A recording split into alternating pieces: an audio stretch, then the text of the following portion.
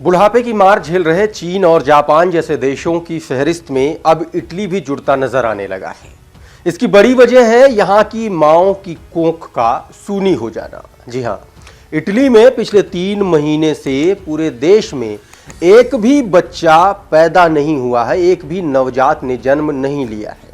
इसके बाद से हालात बेहद चिंताजनक हो चले हैं, इतने चिंताजनक कि प्रधानमंत्री जॉर्जिया मेलोनी ने इस परेशानी को एक नेशनल इमरजेंसी तक बता दिया।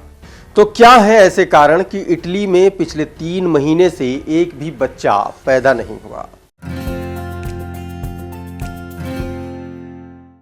नमस्कार, मेरा नाम प्रशांत है और आप देखना शुरू कर चुके हैं डेली लाइन का एक्सप्लेनर। एक रिपोर्ट के अनुसार इटली ने बीते दिनों एक नया वर्ल्ड रिकॉर्ड बना दिया। हालांकि ये वर्ल्ड रिकॉर्ड खुश होने जैसा या गर्व करने जैसा नहीं है।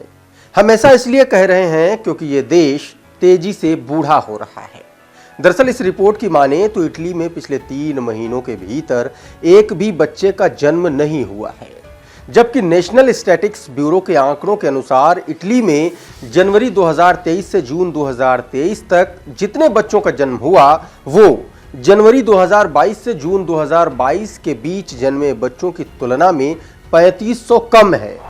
इसके पीछे के कारण को जानेंगे तो रिपोर्ट्स में जो बात सामने निकल कर आई है उसमें इसका प्रमुख कारण 15 से 49 साल की उम्र की महिलाओं की कमी होना है। यानी इटली में प्रजनन योग्य मानी जाने वाली महिलाओं की कमी हो गई है, जिसकी वजह से ये समस्या खड़ी हुई है पूरे इटली में। 2021 के मुकाबले 2023 में यहां पर जन्म दर में भारी गिरावट आई है। पिछले साल यानी कि 2022 में इटली में हर 7 बच्चों के जन्म पर 12 लोगों की मौत रिकॉर्ड की गई। यानी कि 7 लोगों के जन्म होने पर इस देश में 12 लोगों की मौत हो जा रही थी। मामले की गंभीरता को इस बात से समझा जा सकता है कि इटली के प्रधानमंत्री जॉर्जिया मेलोनी ने इसे नेशनल इमरजेंसी तक बता दिया है। उन्होंने इसको चुनावी अभियान का मुख्य मुद्दा भी बनाया है। पिछले साल भी इसे काफी जोर शोर से उठाया गया था। हालांकि इटली अकेला ऐसा देश नहीं है जहां घटती जन्मदर चिंता का कारण बनी हुई है। ऐसे कई देश हैं जो घटती आबादी से परेशान हैं। आइए जानते हैं ये कौन कौन से देश हैं। और इन देशों में सबसे पहला नाम आता है जापान। जापान घटती आबादी से सबसे ज्यादा परेशान है। संकट इतना गंभीर है कि मार्च में प्रधानमंत्री फुमियो किशिदा के सलाहकार को सख्त चेतावनी जारी करनी पड़ी। कहा गया कि अगर जन्म दर में गिरावट को नहीं रोका गया तो देश गायब हो जाएगा। पहली बार जापान में 10 में से 1 से अधिक व्यक्ति अब 80 वर्ष या उससे अधिक की आयु का हो चला है। जापान की जन्म दर दुनिया में सबसे कम है और वो लंबे समय से इस बात को लेकर संघर्ष कर रहा है कि अपनी बढ़ती उम्र की आबादी का भरण पोषण कैसे किया जाए। दूसरा ऐसा देश है चीन। चीन में बच्चों के जन्म की संख्या हर साल 10% गिरकर रिकॉर्ड के सबसे निचले स्तर पर पहुंच गई। नेशनल हेल्थ कमीशन की एक रिपोर्ट के मुताबिक चीन में 2022 में केवल 9.56 मिलियन बच्चों ने जन्म लिया। दक्षिण कोरिया की गिनती भी दुनिया के उन देशों में की जाती है जहां जन्म दर तेजी से घट रही है। रिपोर्ट के अनुसार पिछले साल इसकी प्रजनन दर गिरकर 0.78 के रिकॉर्ड निचले स्तर पर आ गई। सिंगापुर भी इसी लड़ाई से जूझ रहा है। इस साल जुलाई में आई रिपोर्ट्स के मुताबिक सिंगापुर की जन्म दर 2022 में रिकॉर्ड निचले स्तर पर पहुंच गई। 2022 में केवल 35,605 बच्चों का जन्म हुआ, जबकि देश में 1960 के बाद से सालाना सबसे अधिक मौतें भी दर्ज की गईं। जापान के आंकड़ों के अनुसार जीवित जन्मों की संख्या में 7.9% की गिरावट आई है और घटती जन्म दर की इस लिस्ट में आखिरी नंबर पर आता है स्पेन। स्पेन यूरोप के उन देशों में शामिल है जहां जन्म दर तेजी से घट रही है।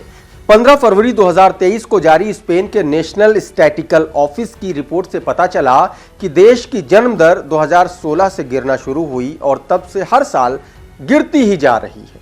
घटती जनसंख्या से जूझते कई देश बच्चा पैदा करने पर इनाम भी दे रहे हैं। जापान में बुजुर्ग होती जनसंख्या को देखने के बाद इस देश ने आबादी बढ़ाने के लिए नई नई स्कीमें निकाली हैं।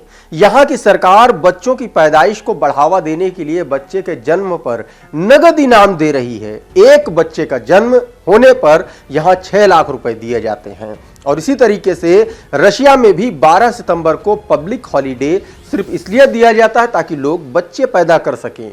इस दिन से ठीक 9 महीने बाद बच्चे का जन्म होने पर परिवार को घर, कार या इलेक्ट्रॉनिक सामान तक गिफ्ट किए जा रहे हैं। और दूसरा और तीसरा बच्चा पैदा करने पर महिलाओं को 7 लाख के करीब इनाम दिया जाता है। तो कुल मिलाकर के बात यह है, कहीं जनसंख्या का कम होना बड़ा खतरा बना हुआ है और कहीं बढ़ती जनसंख्या बड़ी चुनौती बनी हुई है। भारत सहित एशिया के कई देशों में बढ़ती जनसंख्या एक बड़ा खतरा बन रही है।